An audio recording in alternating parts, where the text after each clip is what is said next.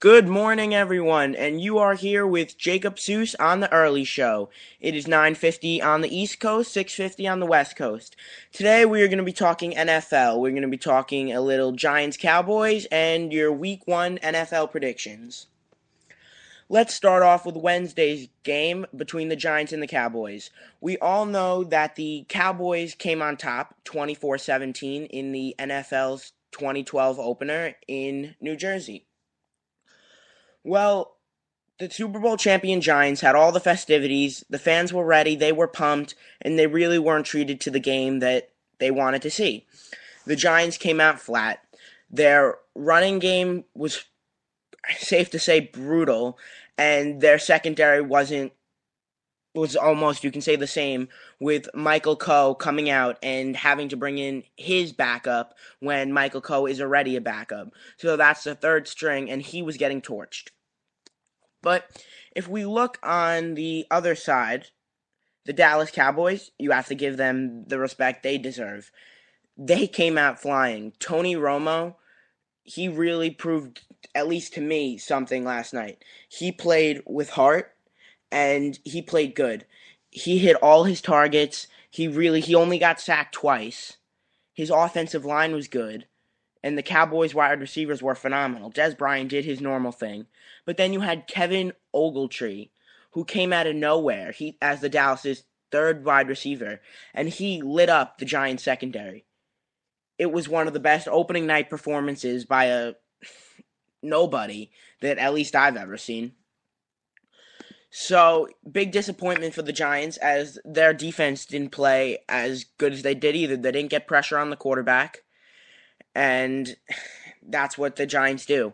Their defense, really, the main thing is they get pressure, and they didn't do that. If you don't get to the quarterback, they gave Romo all day to get to those receivers, and that's just what he did.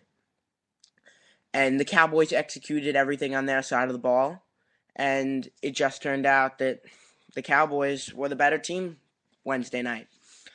But Giant fans, don't give hope yet. If you remember last year, the Giants lost opening day in Washington against the Redskins. They started the season 0-1. I remember they looked horrible in that game too. And what did they do? They went on to go 9-7, win the Super Bowl. So don't give up hope yet, Giant fans. So, week 1 predictions. This Sunday, everyone's going to play. Sunday night, Monday night, everyone's going to play their first game of the season. Let's start off in Chicago. We're going to start off with the 1 o'clock games and move forward from there. This Sunday, the Colts play the Bears. Highly anticipated game. It's going to be number 1 pick Andrew Luck's first NFL game. But Chicago, that you have to look for them too, because they are going to have a big year this year. Jay Cutler, Brandon Marshall. They were together in Denver. They're back in Chicago, and we're going to see how they're going to do out there. And the Bears' defense is always what the Bears' defense is. So, Andrew Luck's NFL debut, Sunday, 1 o'clock, Colts Bears. I'm going to have to say Bears just because the Colts, coming off such a horrible season, they're really trying to get their act together. Andrew Luck's first NFL games, nerves are going to be flying. Bears, veteran team, veteran players, Urlacher, Marshall, Cutler. I'm going to have to say the Bears are going to come out on top for that one. So, now if we go out to Cleveland for the next 1 o'clock game, is going to be Browns-Eagles. Another NFL debut for Browns quarterback, Brandon Weeden. He came into camp and took the spot of Browns quarterback Colt McCoy, and he got the starting job. But this is a big year. Most of the focus is going to be on the Eagles. They would, as the dream team of last year, they really didn't have much success until the later part of the season when it was too late. But Michael Vick, he's ready. He's determined this season. He has to do something out there. His quarterback time isn't much longer in Philadelphia. Andy Reid's time is not much longer in Philadelphia. He's on the hot seat. He has to have a good season this year. That's vital. Okay? It's vital that the Eagles come out opening day and play good and show everyone they mean business this year. that they got their act together and they're ready this year. I say they do it. Eagles over Browns, 31-14. So let's move on now. The next game is going to be Rams-Lions. Well, I really don't think this is going to be much of a game. The Rams, they haven't been good past couple of years. They really were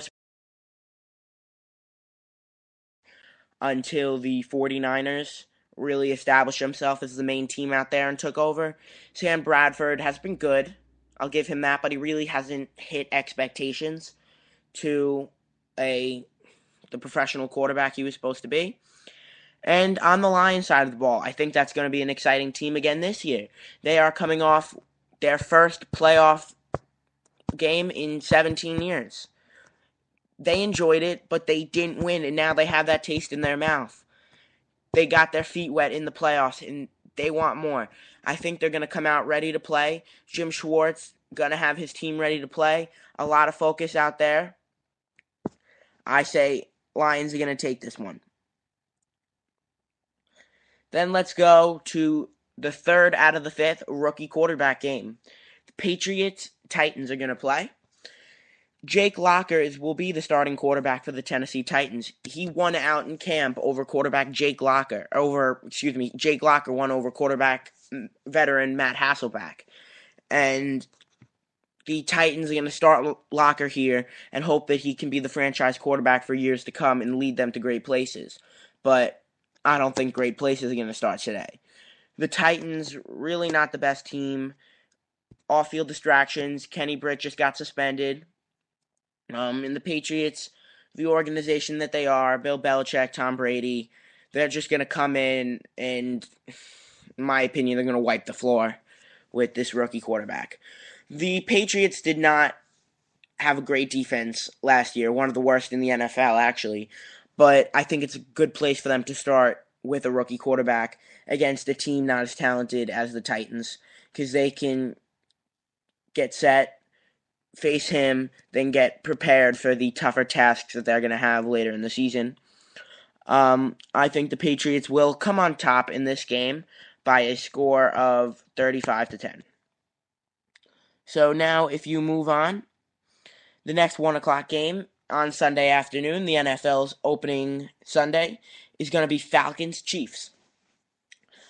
Really, not too many great games Week 1 scheduled by the NFL. Matt Ryan, he's coming off a playoff loss to the Giants. He has yet to win a playoff game, and I think he's really on the watch this year.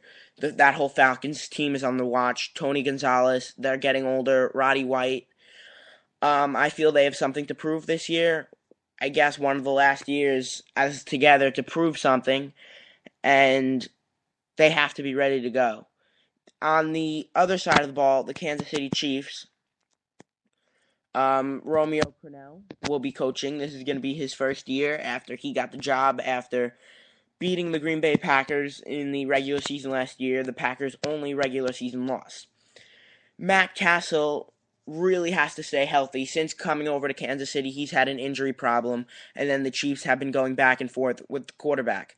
But for the Chiefs to be effective this season, Castle really has to stay healthy and throw the ball well and keep the Chiefs offense running if they want any chance to be a contender in the AFC West with the tight teams out there. But I think the Falcons, really avenging last season's playoff loss, they're going to come out and they are going to take this game and start the season 1-0. And I think it's going to be a long way down for the Chiefs this year. So now, if we move on to the next 1 o'clock game, the Jaguars and the Vikings. I think this is going to be one of the better games. Two teams with not great years last year. Two great teams with issues on and off the field. And if we start on the Vikings side of the ball, Christian Ponder, he's coming into his second year as the Vikings quarterback, so he's becoming used to the NFL system. He's going to get a little more experience this season and see where he can take the Vikings. The only problem surrounding the Vikings right now, Adrian Peterson, he's questionable on Sunday. He's day to day. What they're saying is he's in pain, he's sore, but he's gonna try and go out there. He's a vital aspect for that Viking team. Um, Really, the Vikings need him if they're gonna have any sort of a year after coming off their miserable season last year. He has to run the ball good, and Christian Ponder really has to do his thing out there if he wants the Vikings to contend in that North Division. But then if we go on the other side, the Jacksonville Jaguars, they're having problems just as well. They're almost in the same boat as the Vikings. Second year quarterback, Blaine Gabbert, trying to get experience, trying to get a team set in the NFL, and they have running back problems as well. Maurice Jones-Drew, as we all know, just reported a couple days ago to Jaguars camp and isn't ready to come in on Sunday and be that starter. The Jaguars are going to use him as a third down back, which, in my opinion, really isn't going to do much. When they need him, maybe he'll light a little spark in that offense, but he's really not going to be much of a factor in this game. Yeah, I'm gonna go on a limb here and say the Vikings are gonna take this one. I think the Jaguars really don't have a great defense, and their offense really isn't experienced and ready to go. The Vikings still have the pieces together from last year, got a little better, and I'm gonna say they're gonna take this game. So then, if we or keep going, the next game is gonna be the NFL debut in New Orleans of Robert Griffin III. 1 o'clock game, Redskins Saints. So, on the Redskins side, highly anticipated first game of the year. Robert Griffin III's first NFL game. Second overall pick. What can we expect from him? I'm going to say he's not going to do great, but he's not going to do bad. He'll be somewhere in the middle. He'll be nervous. Who knows if he'll be ready to go? I can't see any of these first-year quarterbacks putting up Cam Newton numbers. That was just too good of him last year. If you're looking for that in Robert Griffin III, I really don't expect it to be there. But I think he will have a good season. He's in a tough division.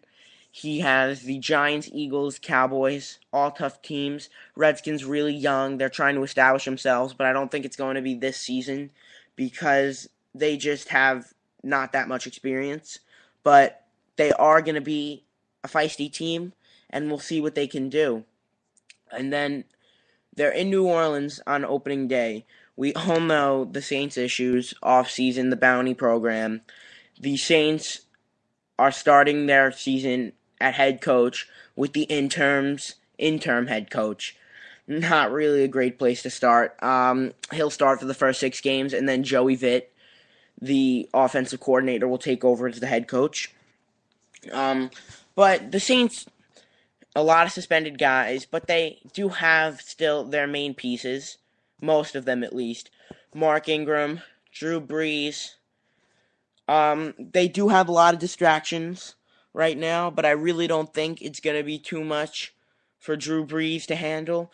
Drew Brees is the type of guy who will freely discuss what's going on, but once you get on the field, he has none of it. It's all business, and I think he's going to be ready to go. I don't feel the Saints are going to have their best season, but they will beat the Redskins on opening day. RG3's debut will be spoiled. Saints win. So, if we move on to the next one now, to me, one of the more intriguing games to watch from East Rutherford, New Jersey, Bills-Jets. So, the Jets, 0-4 in preseason, score 1 touchdown, and the 1 touchdown they score is with third-string quarterback Greg McElroy. Really, what is that saying? Not much. The Jets come into this game with many unanswered questions that we are all going to be looking forward to see. How is Sanchez going to play under the pressure? How is Tim Tebow going to be used and handle his backup role? How is the Jets' defense, who apparently Rex Ryan, the defensive mastermind, is going to